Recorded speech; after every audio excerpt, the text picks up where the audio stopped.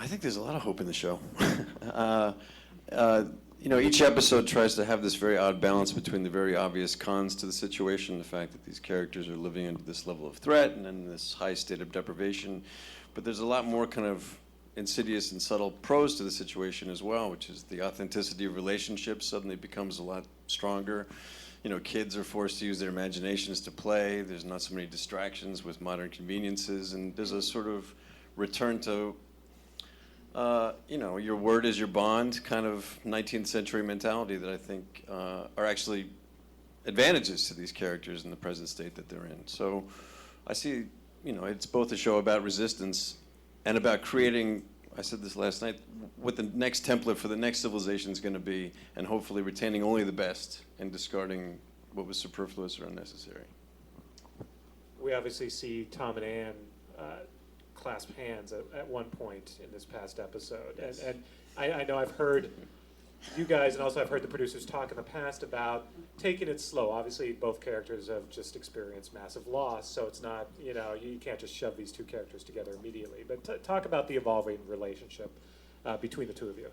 In the pilot we set up that there's this chemistry between these two characters, and it's not that we didn't try. We did. We'd write scenes where I was on guard duty and she'd bring me a sandwich, and It's the kind of girl I am. But we never really shot them. They never got past the table read-through stage, because as soon as you had an interpersonal scene that was intimate, you immediately dissipated the tension that you've been trying all episode and all season to create.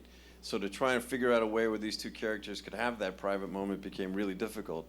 So it's really a relationship that plays out across crowded rooms, with two very busy people wishing things were different and feeling this sort of interesting pull that by the end of the season, when there is a moment of intimacy, it feels very well earned and 10 times as romantic in my opinion, because we did pace it out. And I don't think anybody would really want these characters to get together until they've had the funerals that they have to bury the lives that they led in order to go forward in any kind of meaningful way.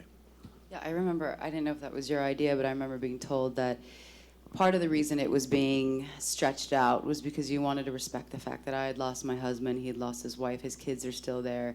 I think these are characters that have boundaries, that really are healthy people in this really unhealthy circumstance. And they're not gonna just jump into something like that without respecting their past. So I thought that was your idea. I don't know where that came from. Did you like that idea? I did. I agree with it, Noah. I did. Actually, I wanted to get a little bit more, In season 2, Pope brings Tom Mason a sandwich, so we're working on that. Pope is not a good guy. We're working on that. And you're gonna lace it with Tender poison. moment. He just wants to be good. Pope's not a good person. We talked about Spielberg earlier, but I'm curious, and maybe the actors talk about how involved he's been in terms of, has he given you much direction? Do you feel like, your character is different because of him? What's that relationship been like? He gave me a prototype character. He thought I should really take a look at Tom Hanks in Saving Private Ryan. That was sort of the character he had in his head where I should start. But I think Mark and Daryl can speak more to his directed development. I know it to have been extreme, both in the shaping of the original pilot script and certainly through the casting process. He showed up on set when we shot, which was a huge morale boost for the cast and crew.